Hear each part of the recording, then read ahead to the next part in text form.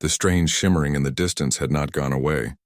It hung there, quiet and unmoving, as if waiting for the crew to make their next move. Days had passed since the second probe disappeared, but no one had found the courage to send another. The image of that enormous structure, so faint and yet so real, stayed in everyone's mind. The commander had ordered the ship to remain still until they could understand more. The silence of space pressed around them like a heavy blanket, and each passing hour made it harder to ignore the feeling that they were being watched. The scientists spent long hours studying the limited data they had gathered before the probe vanished. The readings showed something she could not explain. The space around the unknown structure had strange patterns of radiation that repeated like a code. It wasn't random. It almost seemed to be organized, as if the structure was sending out a signal. She showed the patterns to the commander. He stared at the display quietly and said, "If it's a signal, then maybe it's trying to communicate." The technician, who was listening nearby, shook his head.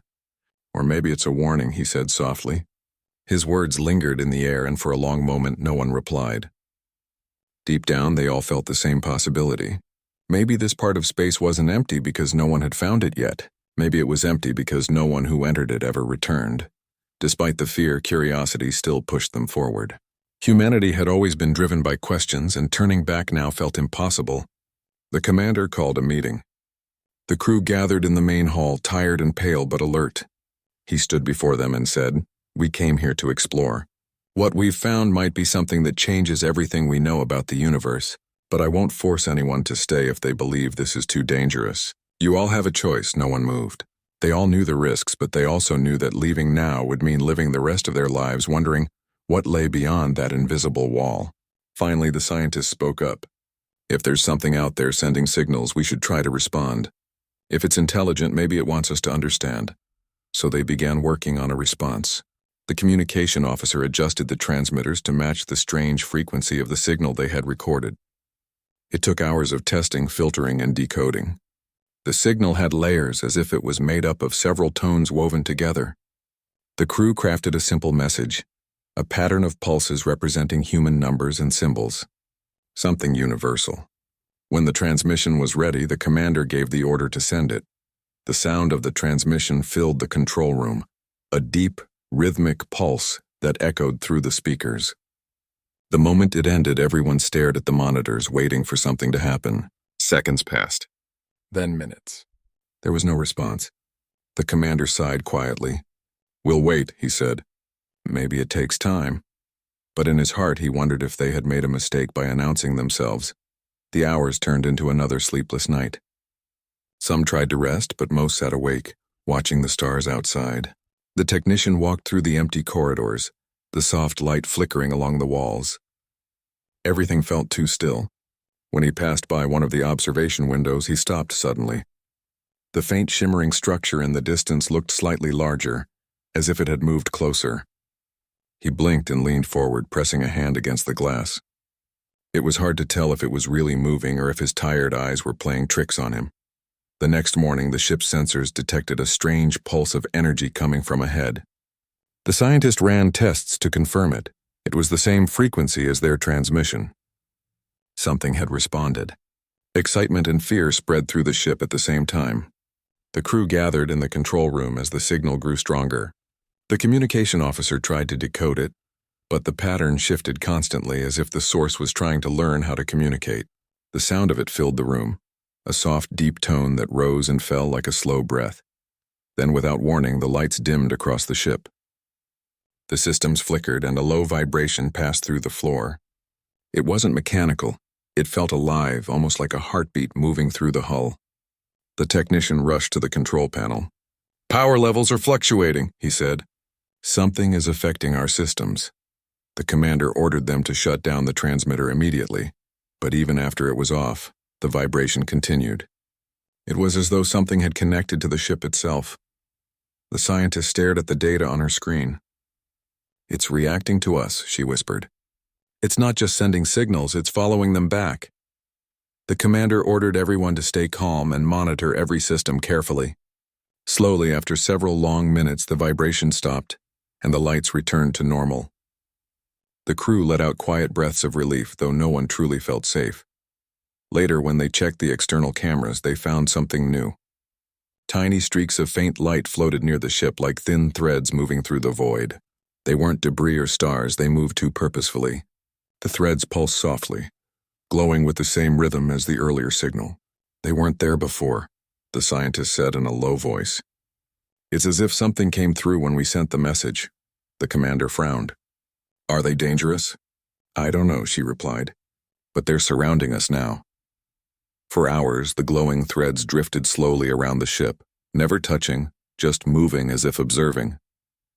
The crew grew uneasy. They tried to record them, but the images came out distorted as if the light didn't exist in the same way normal matter did. Even when viewed directly, they seemed to blur at the edges, flickering in and out of sight. As the days went on, the crew noticed changes inside the ship. Instruments began to show small inconsistencies. Clocks ran slightly faster or slower. The air recycling system made faint, echoing sounds that weren't there before. The navigator reported that the stars outside didn't stay still anymore. They drifted slightly as though the entire region of space was shifting. It was like being inside a dream that looked real but never stayed the same. The commander tried to hold the team together.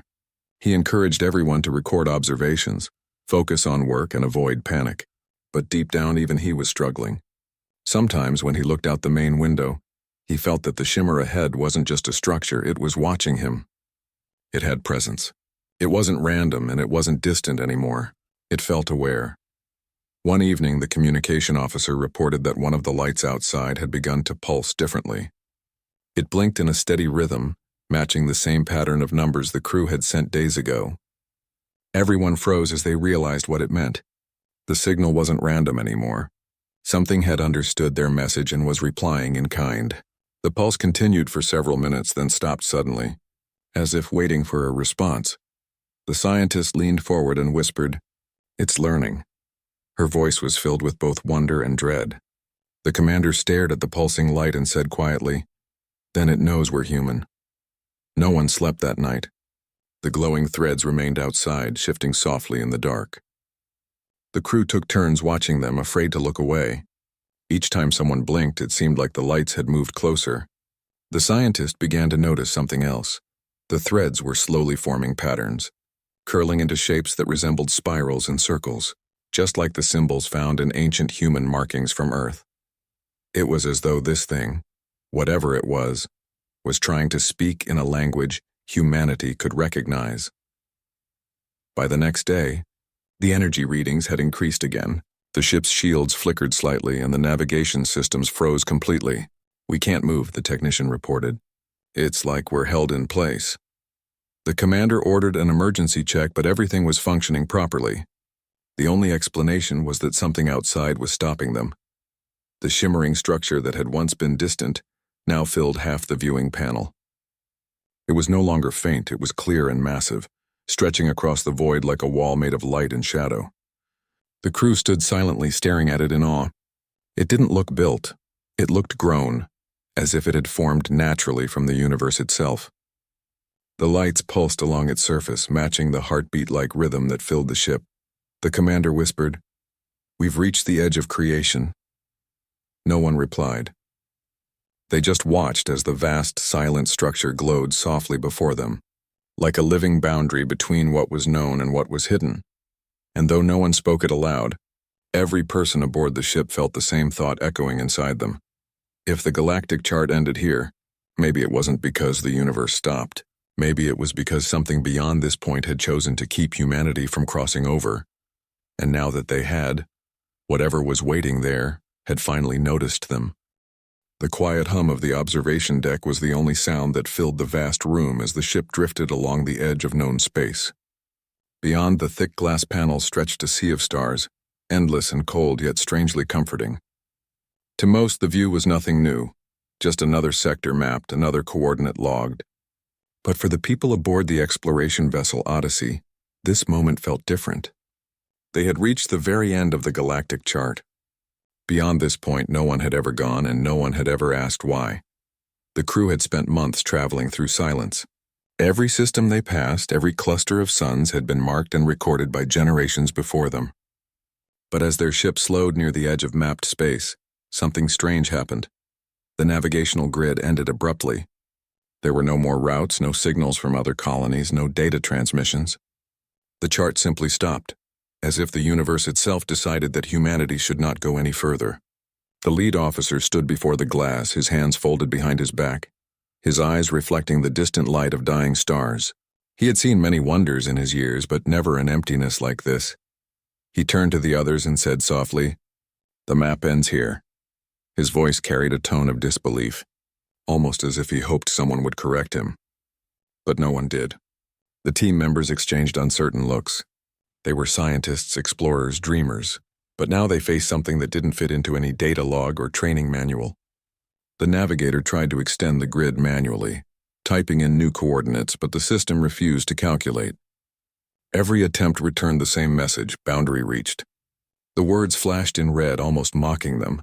Some of the crew whispered about legends from the early days of space travel, stories that said beyond human space, there was something hidden, something that didn't want to be found. Most dismissed it as superstition, tales made to scare young pilots. Yet, standing at the edge of the chart, those stories didn't seem so foolish anymore. The youngest member of the crew, usually full of energy and excitement, now sat quietly at his station, staring at the endless dark that stretched ahead. It wasn't fear exactly. It was something deeper, a feeling that the universe was watching them back. The commander ordered a probe to be launched. It was a small metallic sphere designed to travel faster than any ship and send back data instantly. The crew watched the monitor as the probe shot forward into the unknown. Seconds passed. Then minutes. The data screen remained blank. There was no signal, no feedback. The probe had vanished the moment it crossed the invisible border. The communications officer checked every system twice, then turned with a pale face. "It's gone," he said quietly. No trace. The room fell silent again. Even the usual hum of the engines seemed softer now, as if the ship itself was holding its breath. Later that night, as most of the crew rested, a few stayed awake. They couldn't sleep. The thought of that endless black frontier haunted them. The technician sat near the viewport, watching the faint shimmer of starlight fade as they drifted further. He wondered what was out there. Maybe the space beyond wasn't empty at all. Maybe it was full of something their instruments couldn't detect. He thought about how for centuries humans had pushed boundaries: oceans, mountains, skies, planets.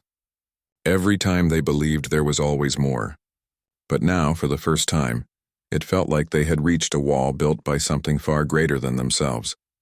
The commander recorded a log entry. His voice was calm, though his mind was racing. "We have reached the end of the galactic chart," he said. "No readings beyond. No response from the probe. It's as if the universe stops here. Yet visually the stars continue. The question is, what lies beyond human space, and why have we never questioned it?" He paused for a long time before ending the recording. The ship's systems continued their quiet routines, air filters humming, power lights blinking, but everyone felt the change. The air seemed heavier, the silence louder. The next day, one of the scientists suggested they move closer to the edge and send another probe. She argued that maybe the first one had malfunctioned. The commander agreed, though there was hesitation in his tone. As they prepared the second launch, the lights in the command deck flickered for a brief moment. It was small, almost unnoticeable, but it made everyone glance up. The system stabilized quickly, but the atmosphere shifted again. Another small reminder that they were in uncharted territory. The second probe launched, and again they waited. For a few moments, data began to come through. Radiation levels, temperature readings, faint magnetic signals. Then everything cut off. The screen went dark. This time the scientist didn't speak. She simply stared at the blank monitor, her expression a mix of confusion and awe. The data that had come in before the cut had shown something impossible. The space beyond the chart wasn't empty. It was distorted, as if space itself was bending, folding in a way no one understood. "It's not a boundary," she murmured. "It's something else." The others looked at her, unsure what she meant. The commander leaned over the console, reading the data again. "It's like a mirror," he said slowly. "Something reflecting back at us." As the hours passed, they continued to test and observe. Every experiment led to the same outcome. Anything that crossed the border vanished. And yet, when they used long-range sensors, they sometimes detected faint echoes of their own signals, bouncing back with a strange delay, as though their messages were being sent through a maze and returning altered. It was unsettling. The navigator, who had always been logical and calm, began to lose patience. "Maybe we shouldn't go further," he said. "Maybe this is the end for a reason." But the commander wasn't ready to stop. He believed that if something had created this boundary, it must have done so intentionally, and if humans were capable of reaching it, they had the right to know why. The next plan was bold. They would take the ship itself a little closer, just enough to test the threshold safely. The engines roared softly as the vessel inched forward. The view ahead seemed to shimmer, like heat rising from a desert road. Then suddenly every screen flickered. The stars outside blurred for a moment, and a deep, low vibration ran through the hull. Everyone froze. The ship's sensors began to fluctuate wildly, showing impossible readings, negative distances, reversed energy flows. Then, just as suddenly as it started, everything returned to normal. The ship was intact, the system stable. But when they looked outside, the stars had changed. They weren't in the same pattern anymore. It was as if the sky itself had rearranged. The crew exchanged looks of disbelief.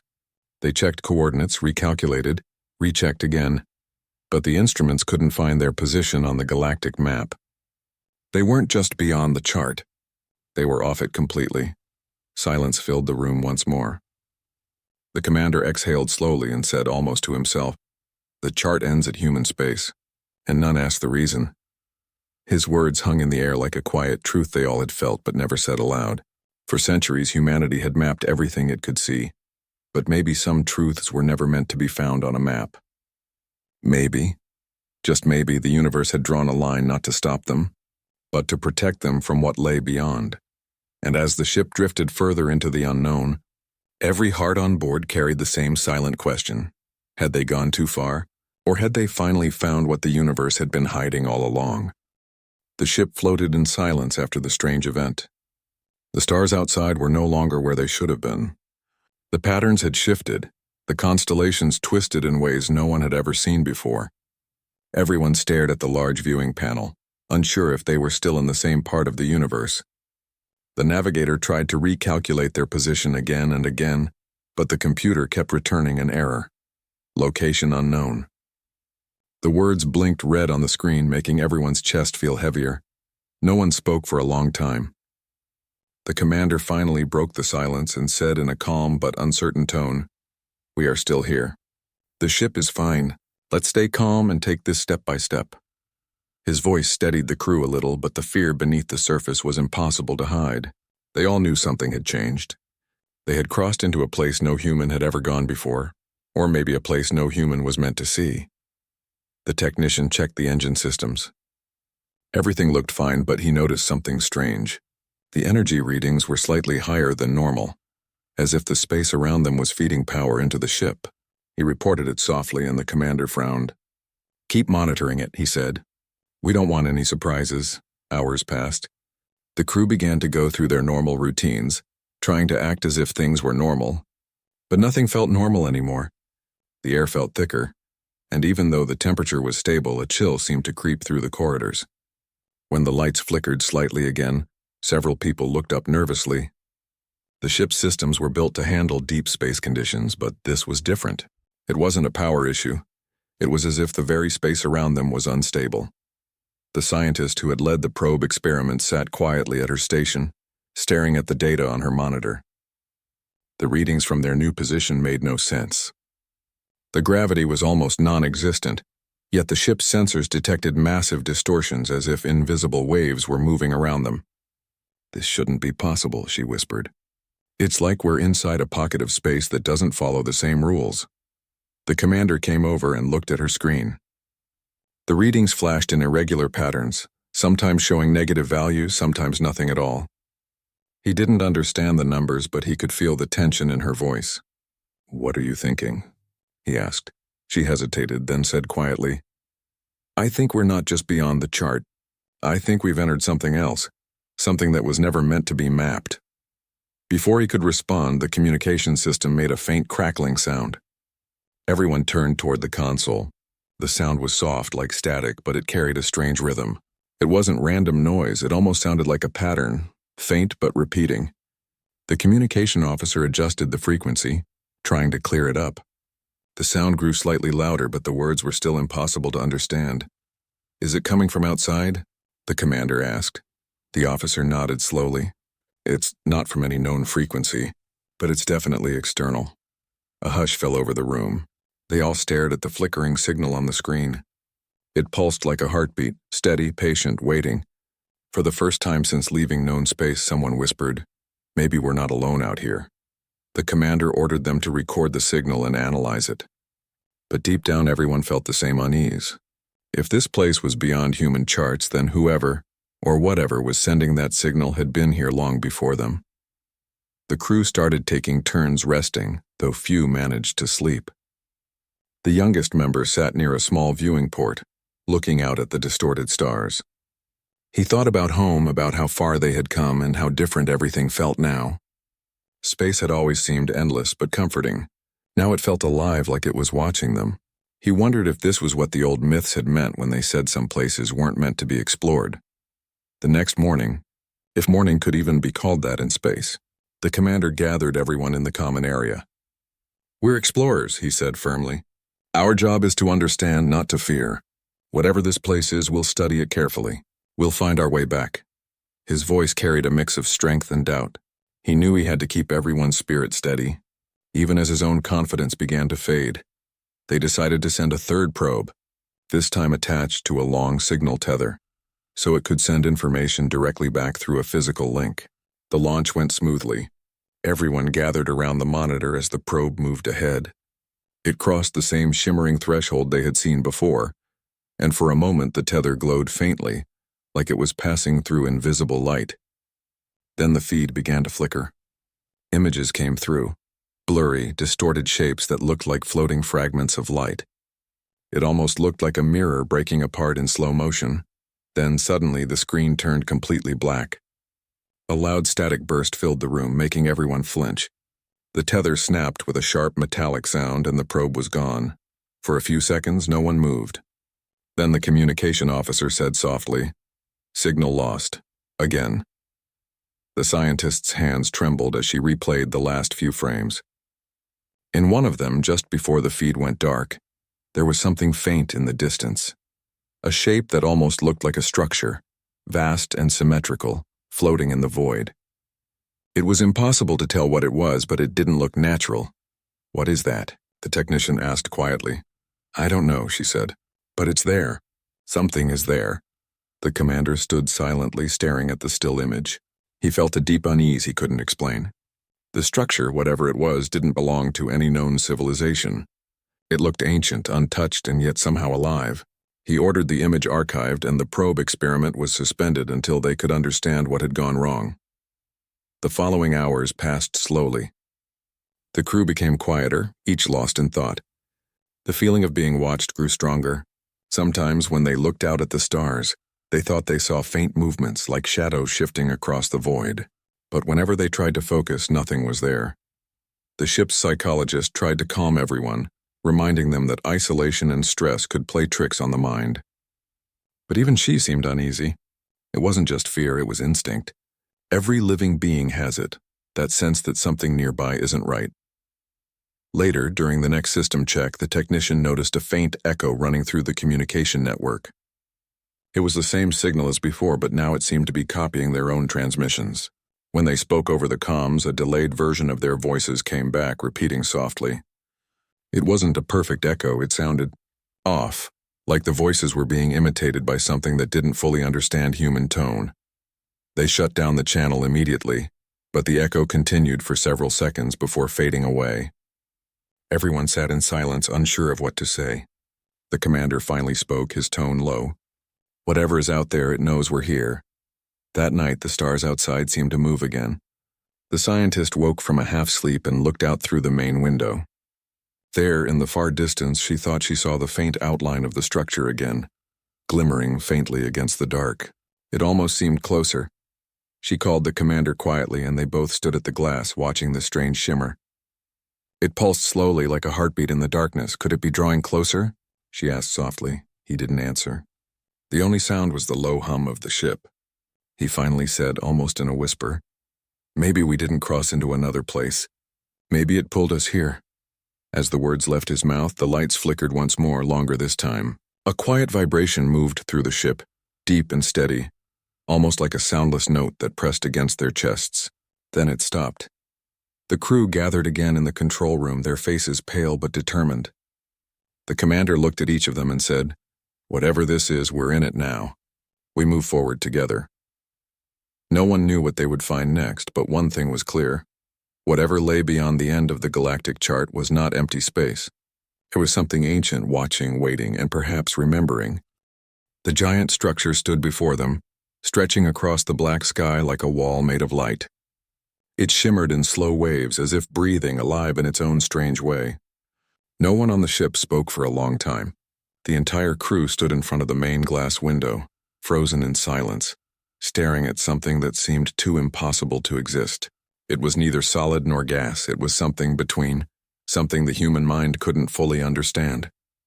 The stars behind it looked faded, as if the structure itself was swallowing the light around it. The commander finally broke the silence.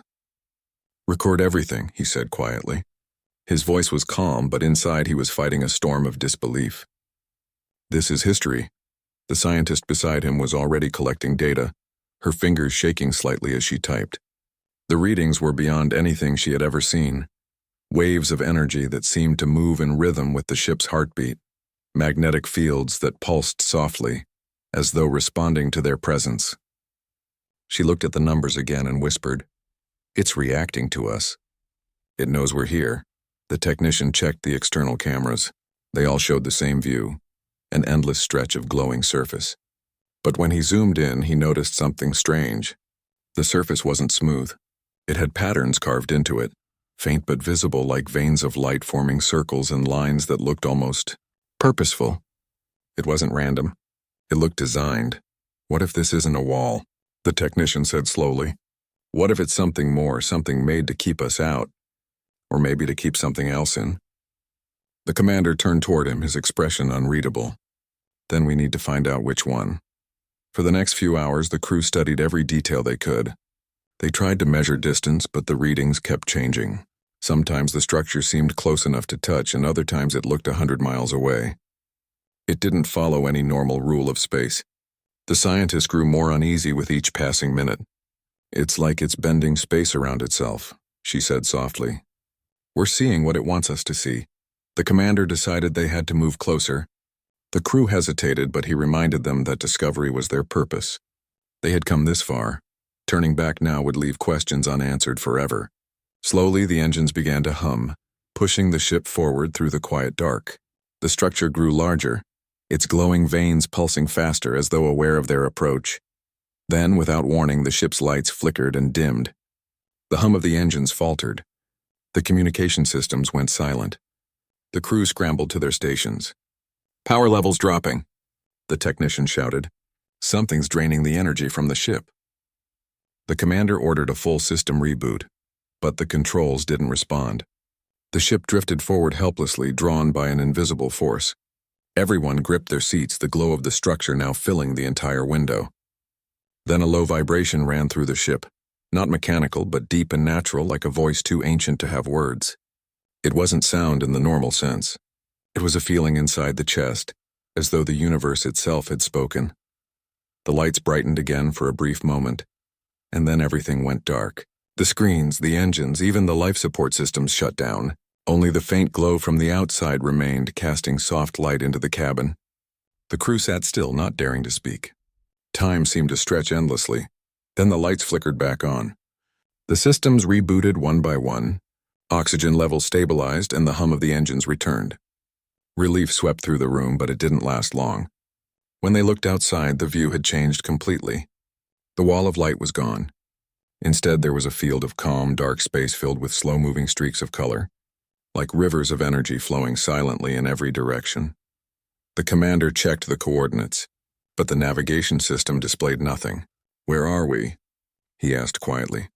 No one could answer. The scientist looked at the readings again. "It's not the same place," she said. "We crossed something. I think the wall was a doorway." The commander looked at her in disbelief. "A doorway to where?" She shook her head. I don't know. But we're not in our galaxy anymore. None of the star patterns match. The realization hit everyone at once. They hadn't just moved forward.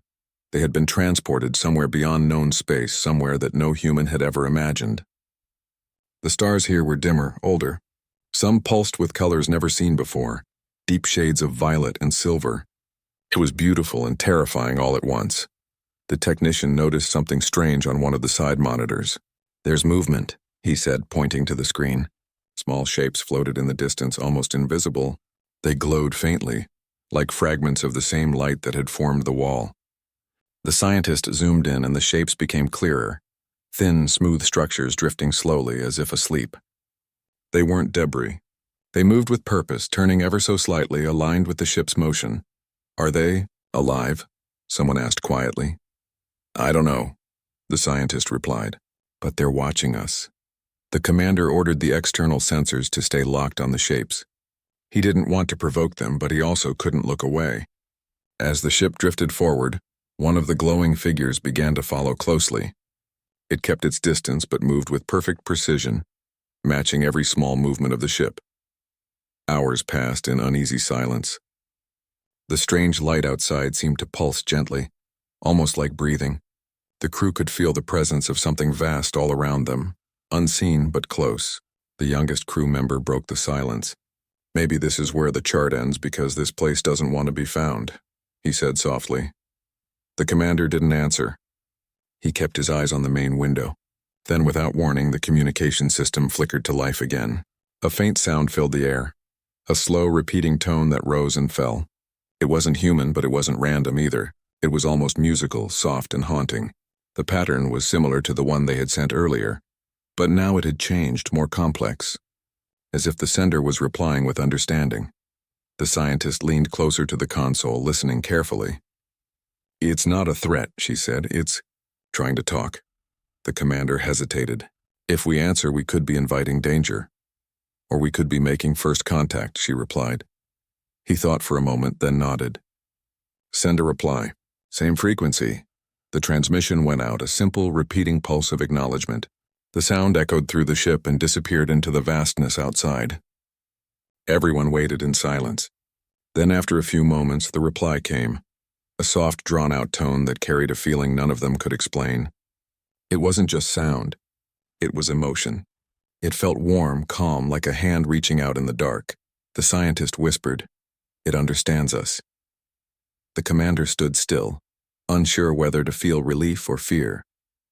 The light outside grew slightly brighter, and the shapes in the distance began to move closer. They formed a slow spiral around the ship, glowing softly. The crew watched in awe as colors shifted across their surface.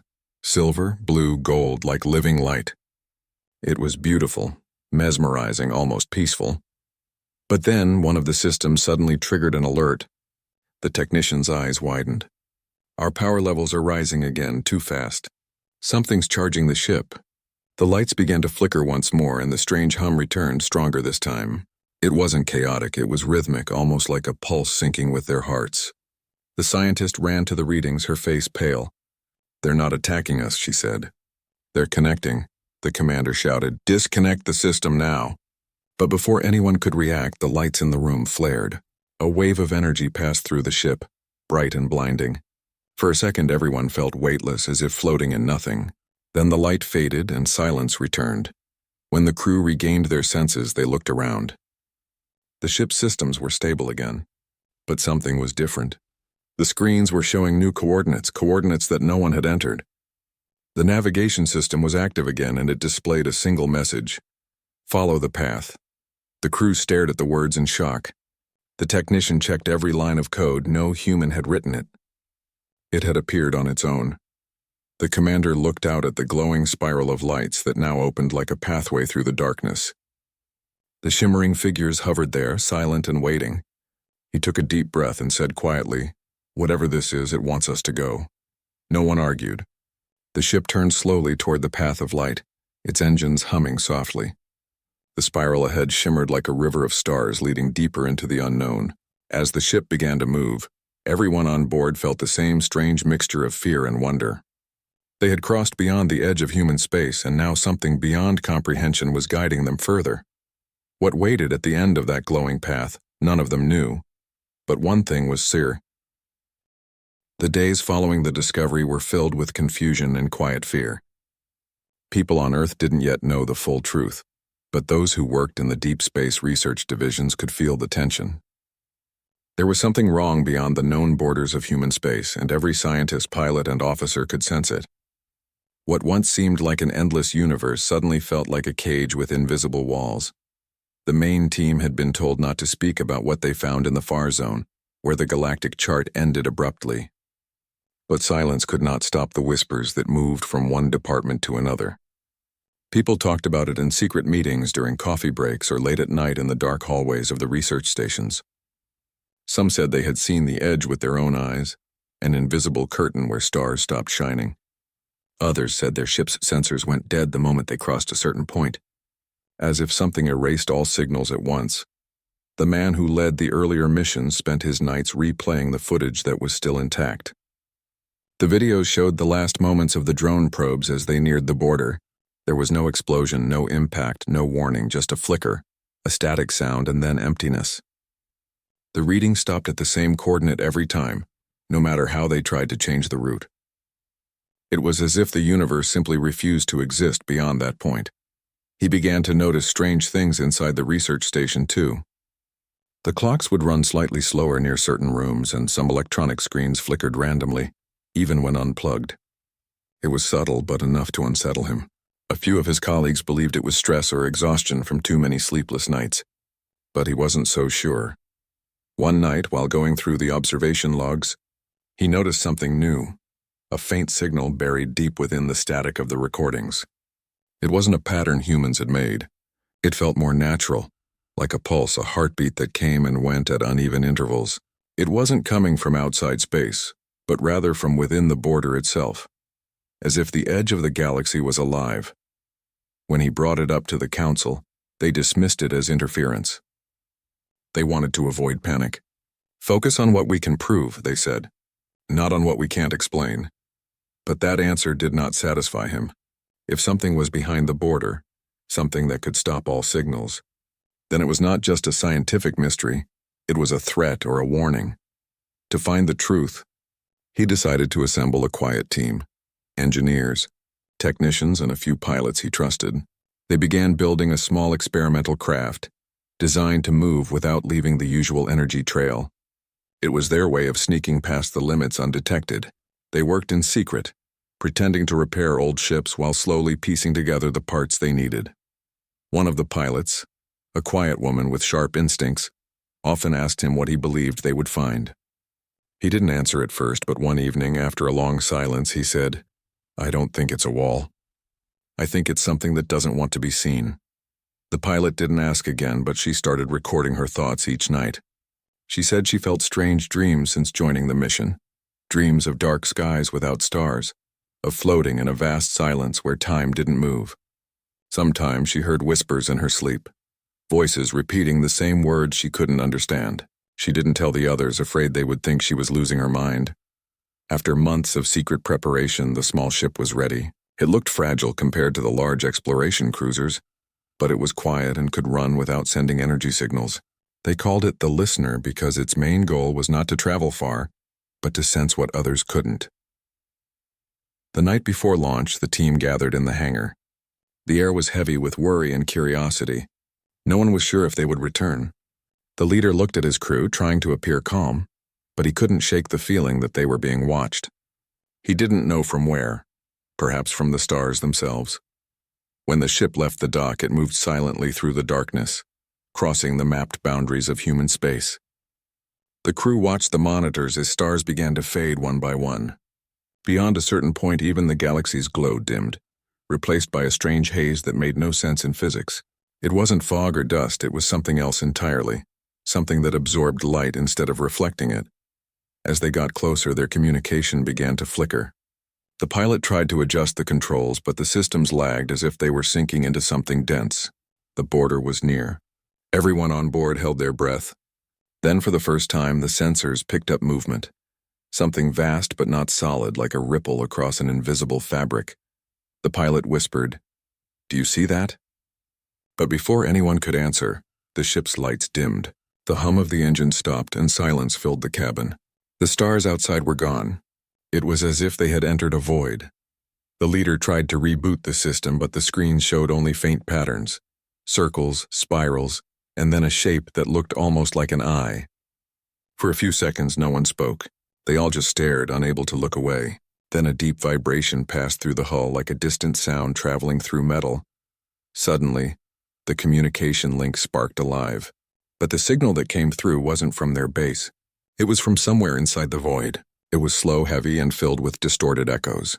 It sounded like a language, one they didn't understand. The leader managed to record a few seconds before everything shut down again. The lights flickered back to life briefly, and the pilot turned the ship around. The moment they pulled back from the border, their systems began to respond again. Stars reappeared, sensors restarted, and the hum of the engine returned. No one said a word on the way back. Each of them had seen something different. Some said they saw an eye.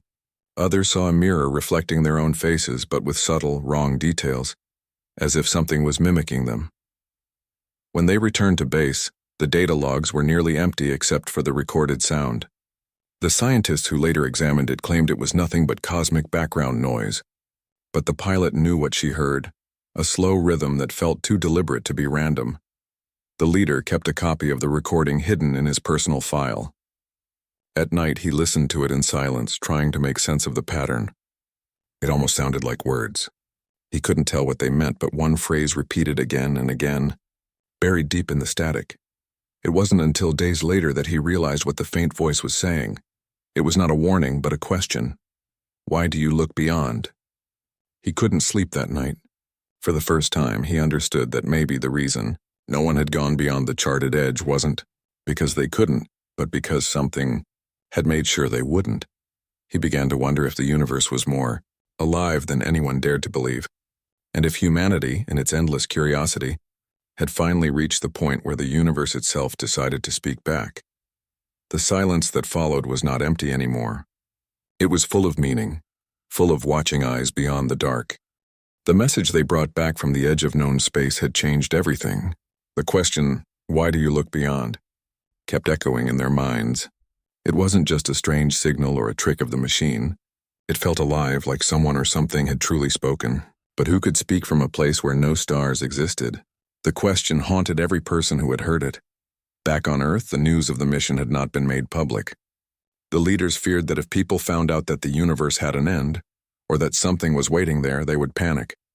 So they created another story, saying the ship had failed due to a system malfunction and returned safely. Only a few knew the truth. Yet, even in silence, the secret began to spread. The people who worked on the mission started to act differently. Some withdrew from everyone, lost in thought. Others became obsessed with finding answers, spending long nights staring at star maps, as if they could see something hidden between the constellations. The man who led the mission felt the change more than anyone else. He couldn't focus on his work anymore. Every night he replayed the same recording, hoping to find something new. A whisper, a word, a pattern he had missed. He became distant, avoiding social meetings, skipping meals, and spending most of his time in the control room, watching the stars. He felt that the universe was watching him back. One evening he noticed something strange on the outer telescopes. A faint light appeared near the coordinates of the galactic border, the same place where their systems had shut down before. At first he thought it was just reflection or cosmic dust, but over the next few days the light grew stronger, and the shape of it became clearer. It was not a star or a planet. It was something else. It looked like a circle of light, perfect, smooth, and unmoving. He called a few trusted people to see it. They stood in silence as the light pulsed slowly, almost in rhythm with a heartbeat. None of them could explain it. The scientist in charge of signal decoding suggested they send a message toward it. The others hesitated, remembering the last time they had tried to make contact. But curiosity won again, as it always did with humans. They prepared a simple transmission, a short greeting that included human speech, numbers, and light pulses. For hours, there was no response. Then suddenly the circle of light flickered, and all the instruments in the observatory shut down for a few seconds. When they came back on, the screens displayed a single line of text that none of them had typed. "You are not supposed to come this far." Everyone in the room froze. The text remained for a few seconds, then vanished, leaving only static behind. One of the technicians tried to restart the system, but the screens would not respond. It was as if the machines were alive and had decided to stop cooperating. The leader stood quietly, staring at the blank screen. His heart was racing, but he felt no fear, only a strange calm. He realized that whoever or whatever was behind that border was aware of them, maybe even studying them. The others around him began arguing. Some said they should stop immediately before something worse happened, while others wanted to keep going. Humanity had always moved forward, no matter the danger. In the following days, strange phenomena began to happen not just in the observatory but across different space stations. Communications would randomly cut out. Spacecraft sensors showed readings that didn't make sense. Some reported hearing faint whispers through their helmets when working outside the ships, even though no one else was speaking. The border wasn't just a place anymore, it was spreading, reaching out somehow. The leader called for an emergency meeting with the Central Council. He tried to explain what was happening, showing them the light pattern, the text, and the repeated signals. But the council members looked nervous. They decided to shut down all exploration projects near the border and ordered everyone to stop researching it. They wanted to erase all evidence of the discovery. "If no one knows," one of them said, "then no one will fear." But he couldn't obey that order. He believed the universe was trying to tell them something, not just scare them away. He gathered his team again and told them they were going back one last time, not to challenge the border, but to understand it. They all agreed, even though they knew this mission could be their last. A few weeks later, they launched again in the Listener. The pilot took her seat, her hands trembling slightly as she adjusted the controls. The crew stayed silent, knowing what they were about to do might never be recorded in human history. The leader looked at the stars one last time before they faded behind them. When they reached the edge, the circle of light appeared again, brighter than before. The ship slowed as if being pulled toward it. The pilot tried to resist, but the controls no longer responded. They weren't being forced, they were being invited. The voice returned, this time not through the speakers but directly in their minds. It was calm, deep, and distant. "You seek what you are not ready to know," it said. The leader asked aloud, even though he knew the voice didn't need sound to hear him. "What are you?" There was silence for a moment. Then the voice replied, "The memory of what came before you." The crew looked at each other, confused. The light outside grew softer, wrapping around the ship like mist. The stars disappeared again, replaced by endless darkness. But this time the darkness didn't feel empty. It felt full, like standing inside something vast and alive. The voice continued, "Every world draws a line around itself. You call it space. We call it protection. You were meant to grow within it, not beyond." The leader tried to speak, but his throat felt heavy. He realized this wasn't just a message, it was a conversation. The voice wasn't angry, only sad. "We were like you once," it said. "We looked beyond, and we found the end of light." The ship's systems began to flicker again, but before they could lose everything, the pilot whispered, "What happens if we keep looking?" The voice grew softer, almost human. "Then you will forget where you came from." Suddenly the ship jerked and everything went white. The next thing the crew remembered, they were floating just inside the safe zone of human space. Their systems were fully functional, but the clock showed that only a few minutes had passed, even though their internal timers said they had been gone for hours. The circle of light was gone. When they returned to Earth, they tried to report what had happened, but no one believed them. The council dismissed their story again, claiming it was the result of stress and hallucinations caused by deep space exposure. The official record of the mission was sealed. The ship was dismantled. Still, the leader couldn't forget. Late at night, he would look up at the sky and see faint glimmers at the edge of darkness. He began to understand what the voice meant. Maybe the universe was full of civilizations that had reached their limits and stopped, not because they failed, but because they finally understood there were places meant to remain untouched. Years later, as he grew older, he spent his final days teaching younger scientists. He never spoke openly about the border, but he would sometimes say, "Not everything hidden is meant to be found." Those who worked with him often felt that his words carried a quiet truth, something beyond science, something spiritual, and sometimes, on clear nights when the sky was still, the observatory sensors would pick up a faint sound from the direction of the galactic edge.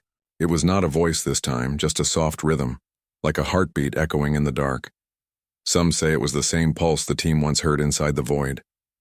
Others say it was only the sound of the universe breathing. But those who had seen the recordings and heard the whispers knew better.